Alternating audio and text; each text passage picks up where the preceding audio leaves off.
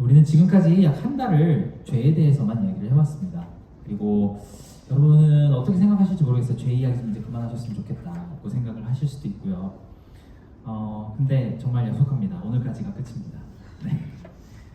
우리는 지금까지 여러 가지 죄에 대해서 이야기를 해왔습니다. 아는데도 저지르는 죄에 대해서 이야기를 해왔고, 우리가 자연스럽게 정말 속성적으로 하는 그런 죄들에 대해서도 이야기를 해왔습니다. 판단하는 죄에 대해서도 얘기를 했었고요. 그리고 우리 삶 가운데서 자연스럽게 하나님을 가까워하지 않으려고 하는 마음에 대한 죄에 대해서도 살펴봤습니다.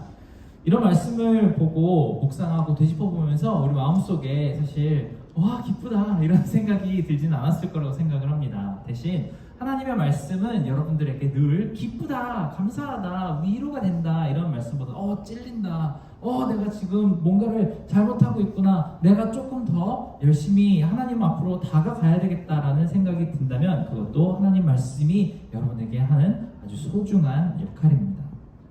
오늘의 말씀은 그게 거의 클라이막스까지 올라왔습니다. 거의 이제 맨 위까지 올라온 것이죠. 죄의 클라이막스입니다. 요즘 인터넷에 보니까 이런 표현들이 있더라고요. 뭐 사람들이 되게 부도덕한 일을 하거나 아니면은 되게 안 좋은 행동을 막 하는 것을 보면서 이렇게 이야기합니다. 인류애가 사라진다. 인류애가 사라진다는 얘기 혹시 인터넷에서 보신 적 있으신가요? 네, 가끔 가다가는 우리가 사람들의 모습을 보면서 정말 인간은 다 못됐어 라는 생각을 할 때가 있습니다. 오늘 말씀을 보면은 아마 그 모든 표현들이 진짜 하나님께서 보셨을 때 인간에 대한 인류애가 사라지시는 그런 말씀이 다 담겨 있습니다. 정말 사람들이 이렇게 못됐다라는 이야기를 계속 하는 거죠. 우리 사람들은 각 사람들이 살아가면서 나는 그래도 그 정도는 아니야, 괜찮아라고 생각을 하지만 오늘의 말씀은 그렇습니다. 이 전까지는 뭐 판단하지 마세요. 나 판단 안 하는데 나쁜 짓 하지 마세요. 거짓말하지 마세요 라고 하는 그 와중에 이제는 그리스인이나 유대인이나 다 상관없이 다 죄인이다, 다 못됐다 라고 이야기를 합니다. 지난 월요일에 하베스트 페스티벌을 했습니다. 우리 어린이들이 한 100명 정도 와가지고 막 거의 좀 미친듯이 놀았어요. 막 소리 지르고 막 공 던지고 제가 덩치가 이렇게 크잖아요. 애들이 덩치 큰 남자 어른이랑 노는 거를 그 심리학적으로 좋아한대요. 왜냐면은 그 뭔가 던지면 다 맞으니까. 막 애들이 그 고무공 같은 거를 막 저한테 던지는데 막 제가 아따가 하니까 좋아가지고 막 뛰어다니더라고요. 그 페스티벌을 하면서 EM의 폴 목사님이 아주 재밌는 예시를 하나 들어주셨습니다. 만약에 맑은 물이 담겨있는 생수 한 병이 있다고 하겠습니다. 여기에 딱 한 방울 아주 더러운 하수구 물을 떡 한 방울 떨어뜨렸습니다.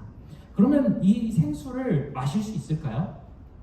99.9%가 깨끗한 물인데요. 딱 한 방울, 0.1% 정도 되는 그 한 방울의 물이 정말 냄새도 맡기 싫고 보기도 싫은 그 물이 한 방울이 탁 떨어졌습니다.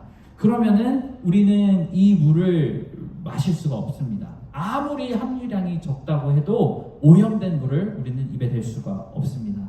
0.1%도 안 되는 이 더러운 물 한 방울 때문에 한 명이 통째로 다 먹을 수 없는 물이 되어서 버려야 됩니다. 죄는 이런 것이라고 폴 목사님이 아이들에게 설명을 해주셨어요.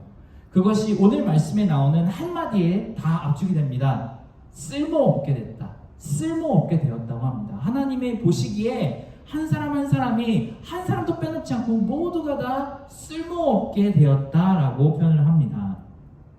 많은 사람들이 대부분 이렇게 생각을 합니다. 내가 어느 정도 한 5가지 정도의 나쁜 짓을 했으면 한 5가지 정도의 좋은 일을 하면 둘 다 뭐 이렇게 딱 어떻게 쌤쌤이 돼서 우리가 잘 그냥 무마하고 지나갈 수 있지 않을까? 그렇게 생각을 하죠. 그래서 열심히 우리가 더 좋은 일을 하고 다른 사람들을 돌보고 그렇게 해서 우리의 죄와 우리의 선행을 좀 무게의 저울에 올려놨을 때 얼추 비슷하게라도 맞춰야 된다고 그렇게 생각을 합니다. 하지만 방금 제가 물 이야기를 한 것처럼 이 개념이 굉장히 다릅니다. 하수구에 흐르는 물과 정수기에서 나온 깨끗한 물을 반반씩 섞는다고 해서 우리가 먹을 수 있는 물이 되는 것이 아니에요. 이 물을 어떻게 하면 먹을 수 있을까요? 우리가 정수시설로 가져가서 물리적으로 화학적으로 깨끗하게 정수를 하고 팔팔 끓여서 살균을 한 다음에 모든 기준, 식수로 적합한 기준들을 통과해야 드디어 우리는 이걸 먹을 수 있는 물이라고 부릅니다. 그래서 성경이 로마서가 이렇게 긴 부분을 할애하면서 우리 모두가 쓸 수가 없을 만큼 죄에 오염된 죄인이다라고 이야기를 합니다. 그리고 그렇게 이야기를 하는 데에는 몇 가지 아주 중요한 이야기가 있습니다.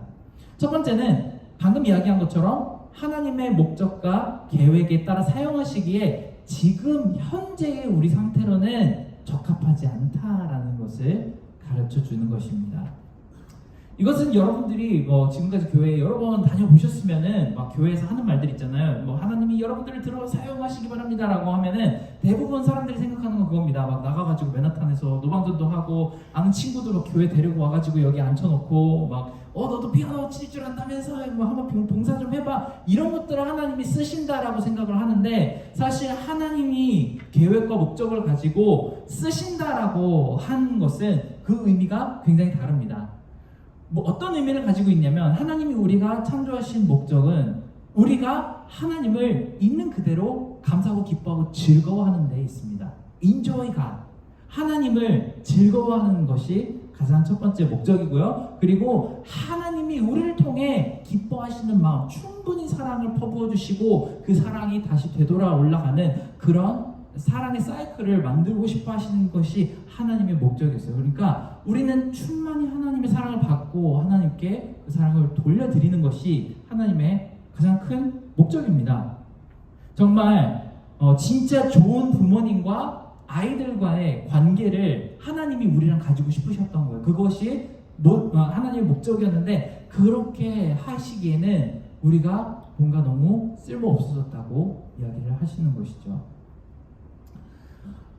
처음에는 저도 이게 무슨 말인지 몰랐습니다. 왜 하나님이 저를 지으셨나요? 하나님이 저로 인하여 즐거워하시고 나도 하나님으로 인하여 기뻐하게 하기 위해서. 무슨 말인지 몰랐습니다. 왜 하나님은 나 때문에 기뻐하시고 싶어 하실까? 그냥 본인 혼자로도 즐거워하실 텐데. 그런데 제가 이제 결혼을 하고 아기를 낳아보니까 이게 무슨 말이구나 하는 것이 조금 이해가 됐습니다. 하나님은 성경에서도 그렇게 말씀을 하세요. 결혼과 자녀와 부모의 관계를 통해서 하나님의 마음을 이해하시도록 하셨다. 그것이 결혼의 비밀이다라고 얘기를 하십니다. 젊은 남자와 여자가 만나서 결혼을 하고 함께 살면 적어도 한시 동안만이라도 정말 눈빛들이 좀 그런데요. 행복합니다, 여러분. 결혼해보신 분들.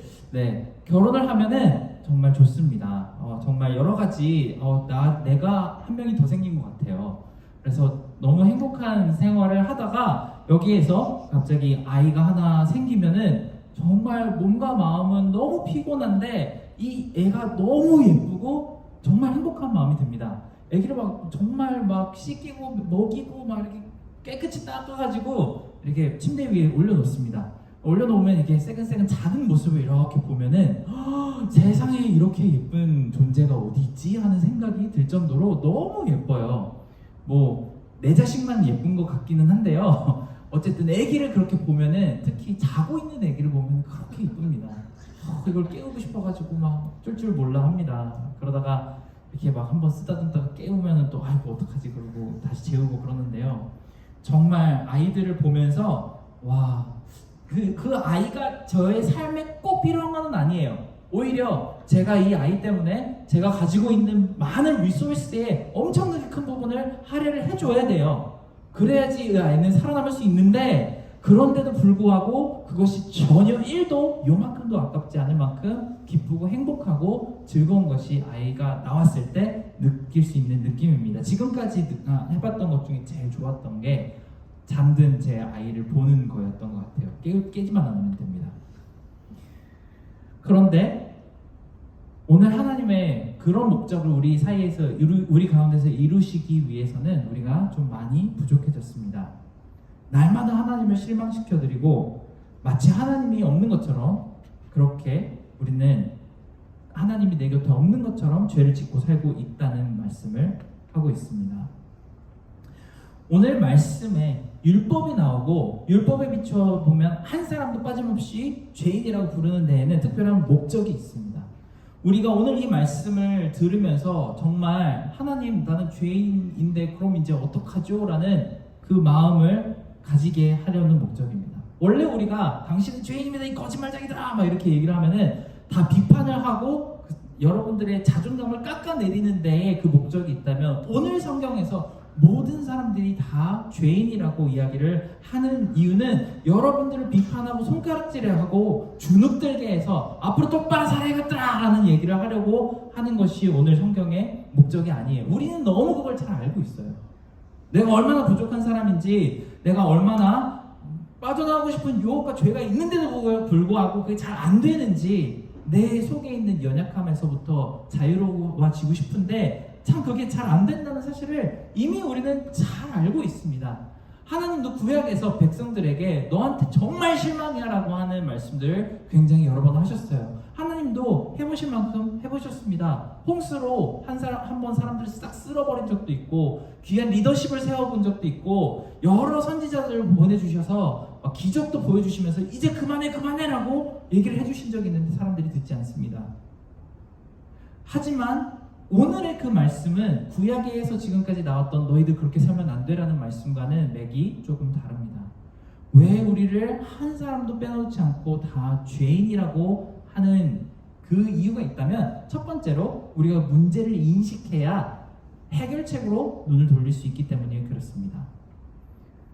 두 번째로는 그래서 우리가 하나님의 도움이 너무나도 필요한 존재라는 사실을 알 수 있기 때문에 이런 말씀을 하는 것이죠. 문제가 있다는 것을 아는 것이 모든 해결의 시작점이라고 합니다.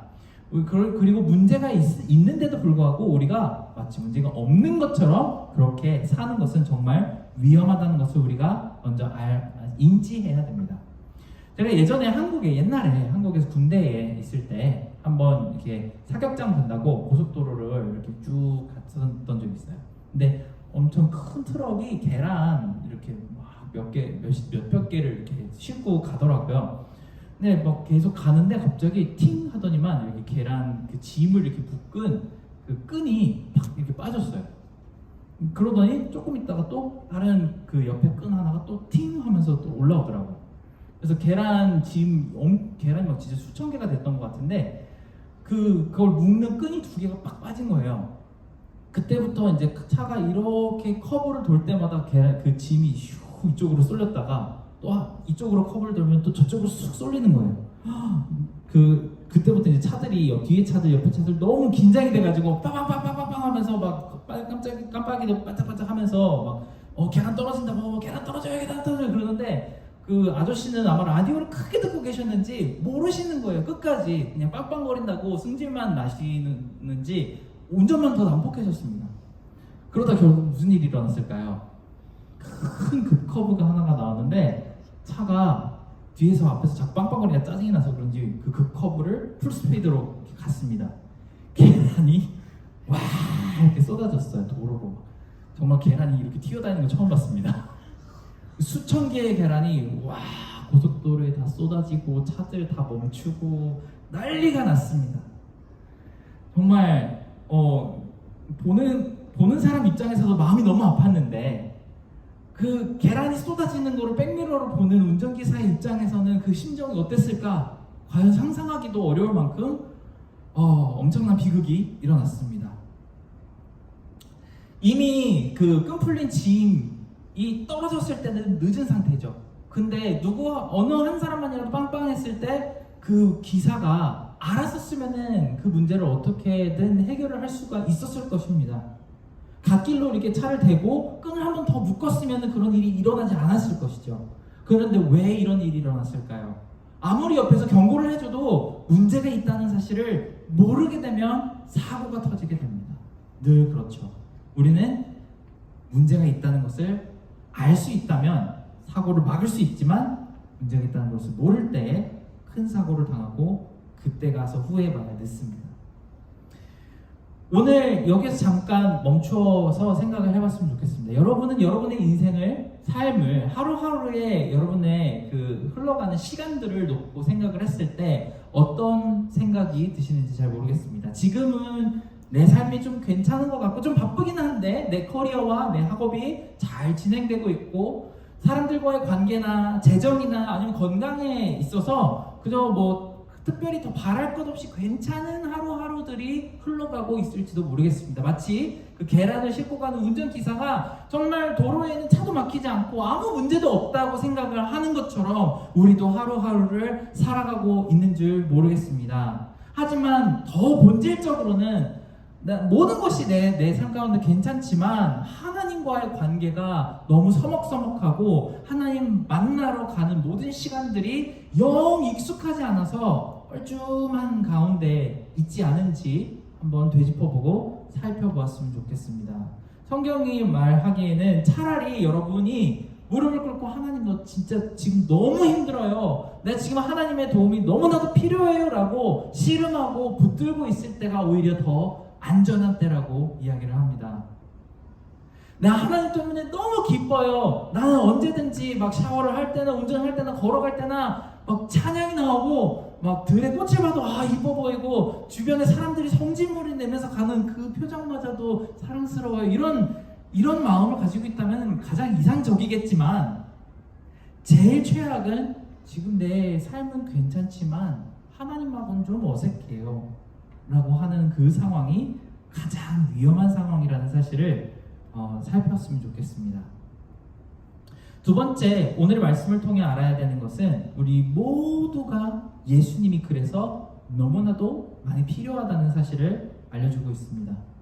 요즘은 리스펙트가 가장 중요한 가치라서 그런지 나 괜찮아요, 나 별로 도움이 필요 없어요 라고 생각을 하면은 그렇게 진지하게 생각을 하지 않습니다만 우리는 세상에 한 사람도 빼놓지 않고 모두가 다 예수님이 필요합니다.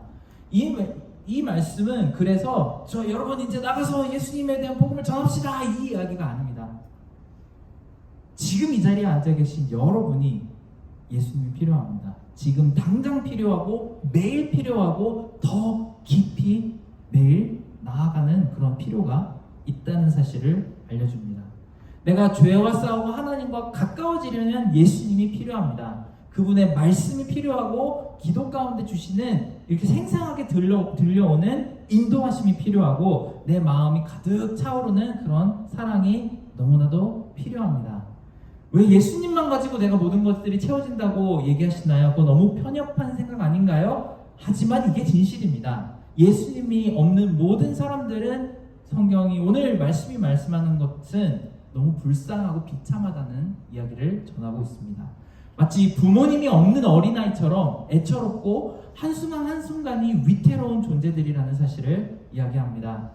뭐 스스로는 다 괜찮다고 이야기할 수 있습니다. 내 힘으로 얼마든지 어떤 문제든지 내가 다 헤쳐나갈 수 있다고 억지로 자존감을 짜내고 나 스스로를 이렇게 암시를 걸고 있는 그런 상황이 있을 수도 있지만 그러다가 언젠가는 도저히 뚫을 수 없는 어떤 벽에 부딪혀 넘어질 수밖에 없는 불쌍한 사람들이 바로 우리라고 말씀에는 오늘 가르쳐주고 있습니다.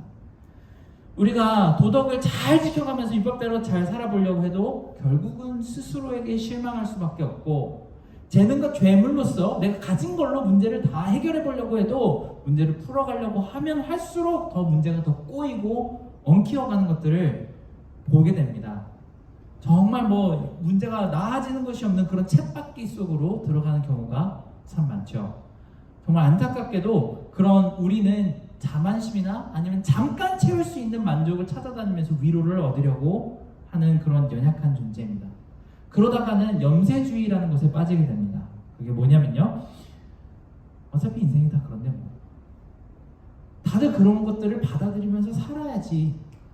우리는 이제 mature adult가 돼서 그로우업해서 세상이 다 원래 unfair하고 세상이 원래 다 만족을 충분히 할 수 없다는 사실을 그냥 받아들이고 살 수밖에 없어 라고 하는 염세주의가 시작이 됩니다. 저도 이런 것을 한번 굉장히 심하게 겪어본 적이 있어요. 저는 대학교 2학년에 올라가기 직전에 한번 엄청난 우울증을 한번 알아본 적이 있습니다.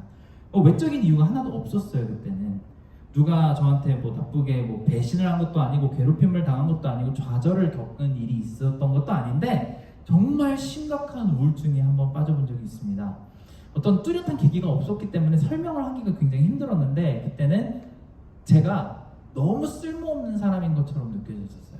아무 그 가치와 그 이유가 없는 그런 사람처럼 느껴졌었던 것 같아요. 아날바도 공부 열심히 해가지고 졸업하고 잡 얻어서 그렇게 살아봐야 결국엔 남는 것이 하나도 없다는 생각에 정말 깊이 이렇게 빠져들었던 것 같아요. 그저 시작은 나 이제 2학년부터 열심히 이제 진로 찾아가면서 뭐 인턴십도 하고 그래야 되는데 어떡하지? 그 고민을 하기 시작을 했는데 결국은 그 걱정이 우울증으로 이렇게 쭉 다가와서 정말 일상의 작은 행동 하나하나마저도 왜 내가 해야 되는지 이유를 못 느낄 만큼 커다란 공허감으로 다가왔던 기억이 있습니다.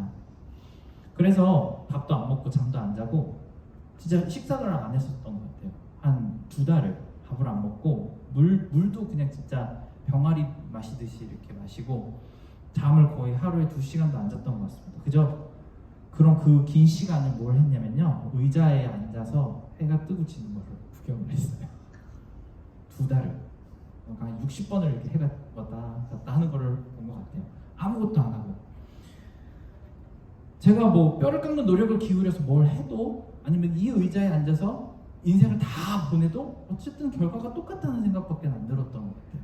아무 의미 없잖아. 정말 위험한 마음의 질병이었죠. 많은 사람들은 우울증의 극은 자살 충동이라고 하는 분들이 있는데요. 그때는 제가 자살이라는 행동까지도 의미가 없다는 생각이 들었어요. 왜 굳이 내가 손을 들어서 나를 죽일 이유가 있어? 가만히 있어도 죽을 텐데. 그런 생각이 정말 엄청난 허무감이 빠졌던 것 같습니다. 근데 그런 마음과는 별개로 진짜 이러다 큰일 나겠다는 방어 기제가 어느 순간 발동을 해서 뭐라도 해야 되겠다는 생각이 들었어요.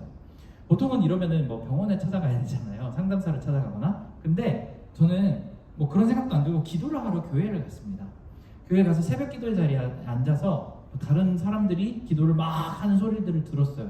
막 병 낫게 해주세요. 우리 누구 잘 되게 해주세요. 뭐 시어머니가 예수님 믿게 해주세요. 뭐 이런 기도를 막 소리를 지르러 가면서 하시는 그 기도 소리를 들으면서 저도 기도를 이제 시작을 했는데 제가 그때 했던 기도가 이거였던 것 같아요. 저는 왜 살아야 할까요, 하나님? 이런 기도를 여러분 그런 기도 해보신 적 있어요? 기도 제목이 뭐세요? 저의 삶의 이유를 주세요. 이런 기도를 제가 했던 기억이 납니다. 그렇게 정말 허무한 마음 가운데 계속 한 몇 달을 기도를 하다가 하나님께서 결국 주셨던 말씀이 이거였던 것 같아요. 예수님 때문에 살아야 한다. 예수님 때문에 살아야 한다라는 응답을 얻었습니다. 그러고 나서는 그게 이제 제가 대학교 2학년이었는데요. 얼마 안 됐네요. 제가 나이가 그렇게 많지 않아서요. 지금까지 한 번도 다시 제 마음에 우울함이 차올랐던 경험이 없습니다. 우울증이라는 것과 완전히 처음이자 마지막으로 hopefully 이별을 하게 된 계기가 되었던 것 같습니다. 여러분, 우리가 지금 그냥 우리의 삶이 그냥 잘 흘러가고 있고 바쁘고 그렇지만 별 문제는 없고 하지만 하나님과의 관계는 그렇게 뚜렷하게 느껴지지는 않지만 그저 그냥 어색한 관계로만 그렇게 흘러가고 있다면 여러분, 여기에서 굉장히 큰 문제의식을 발견하시기 바랍니다. 왜냐하면 어느 순간에 내가 문제가 없다고 생각하며 뛰어가다가 넘어지는 그 순간은 그때는 돌이키기 힘들 만큼 우리에게 큰 결과가 다가오는 시간이 될 수도 있기 때문에 그렇습니다.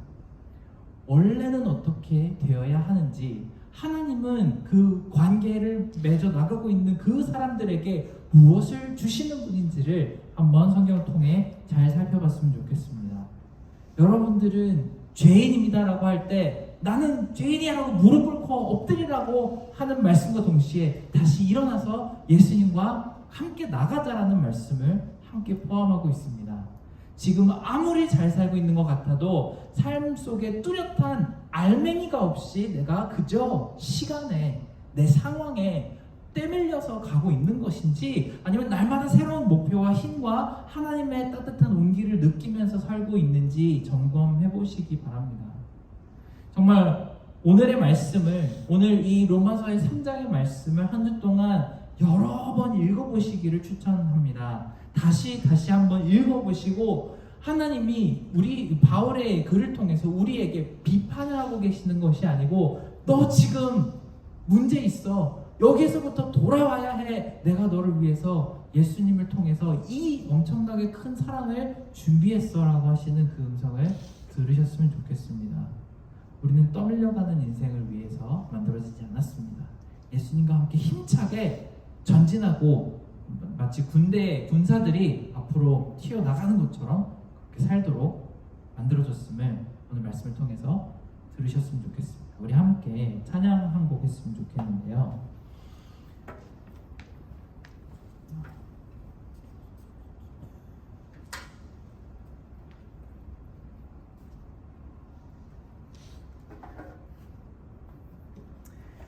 오직 예수뿐이네 찬양 함께 하겠습니다.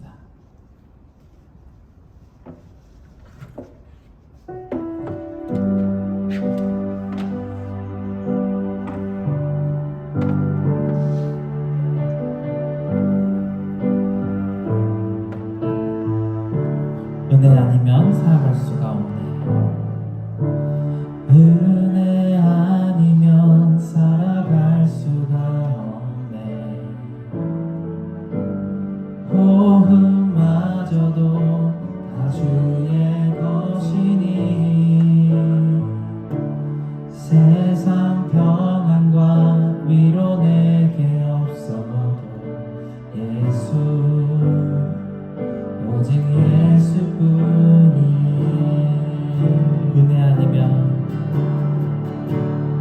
은혜 아니면 살아갈 수가 없네. 호흡마저도 다 주의 것이니, 세상 평안과 위로 내게 없어도 예수, 오직 예수뿐이네. 그 신계획 다 볼 수도 없고, 작은 고난에 지쳐도 주께 묶인 나의 모든 삶 버티고 견디게 하시네. 은혜 아니면 살아갈 수가 없네. 나의 모든 것 다 주께 맡기니, 참된 평안과 위로 내게 주신 주 예수, 오직 예수뿐이네. 한 번 더 찬양하겠습니다. 은혜 아니면 살아갈 수가 없네. 은혜 아니면 살아갈 수가 없네. 호흡마저도 다 주의 것이니, 찬송 평안과 위로 내게 줬어도 예수, 오직 예수뿐이네. 그 신계획 다 볼 수도 없고, 작은 고난에 지쳐도 주께 묶인 나의 모든 삶 버티고 견디게 하셨네. 그 신계획 다 볼 수도 없고, 그 신계획 다 볼 수도 없고, 작은 고난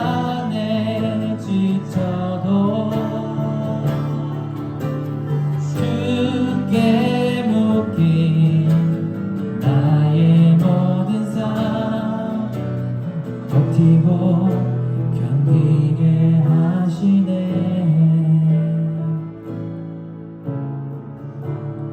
은혜 아니면 살아갈 수가 없네. 나의 모든 것 다 주께 맡기니 참된 평안과 위로 내게 주신 주 예수, 오직 예수뿐이네. 참된 평안과 위로 내게 주신 주, 참된 평안과 위로 내게 주신 주 예수, 오직 예수뿐이네.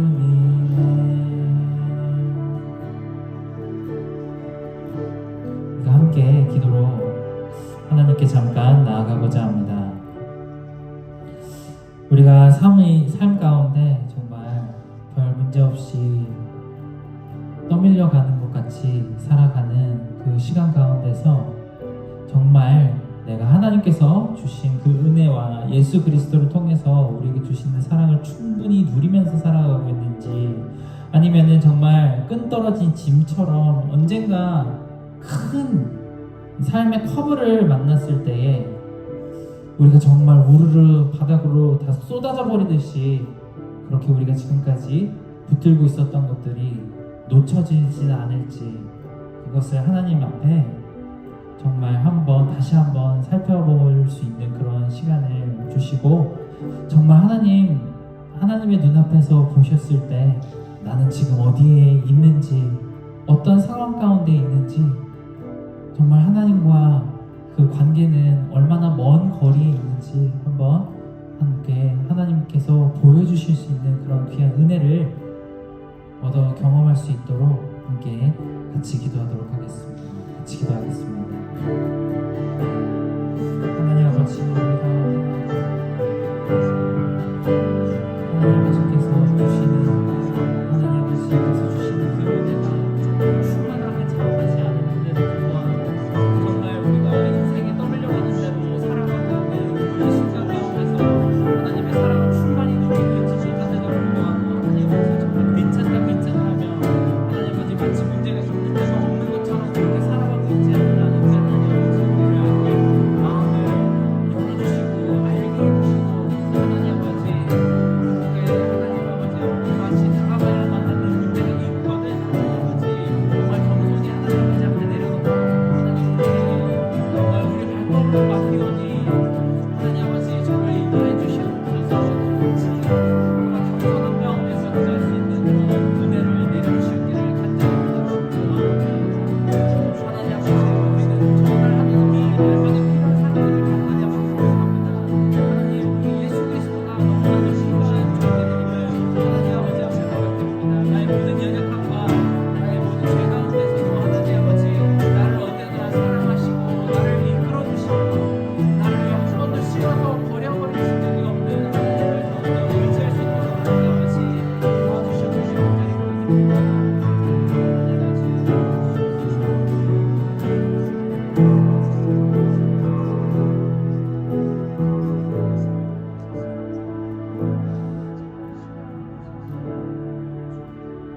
우리가 다시 한번 기도하기를 원하는 것은 정말 하나님께서 주시는 우리 은혜 가운데로 정말 날마다 정말 하나님께서 주시는 그 사랑 때문에 우리가 이해할 수 없는 그런 기쁨과 사랑과 또 감격과 만족을 회복시켜 주시고, 우리가 주변에 사람들이 있던지 없던지, 우리의 일이 잘 되고 있던지 없던지, 문제가 발생을 하든지 안 하든지, 나에게 부족함이 있던지 아니면 부족함이 없던지 정말 아무 상관없이 하나님만 붙들고 정말 그 가운데서도 기쁨을 얻을 수 있는 사람들이 될 수 있는 그런 귀한 하나님과의 사랑 관계를 회복시켜 달라고 그렇게 같이 기도했으면 좋겠습니다.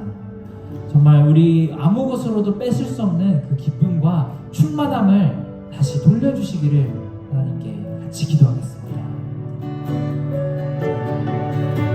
하나님 아버지, 우리 가운데 충만함을 주시옵소서.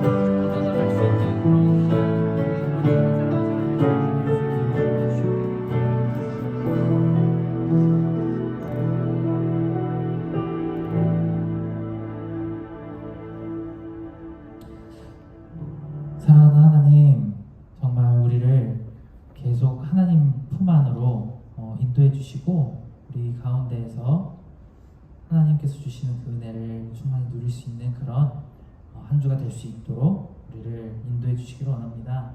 우리가 삶 가운데 너무 바빠서 떠밀려 걷는 것처럼 그런 삶을 살고 있다면 그 가운데 잠시 멈추어서서 하나님께서 우리의 길을 바라보시는, 우리 걸음을 바라보시는 그 눈빛을 느끼고 하나님 앞으로 다시 되돌아갈 수 있는 그런 은혜를 주시옵기를 간절히 원하며 예수님의 이름으로 기도드렸습니다.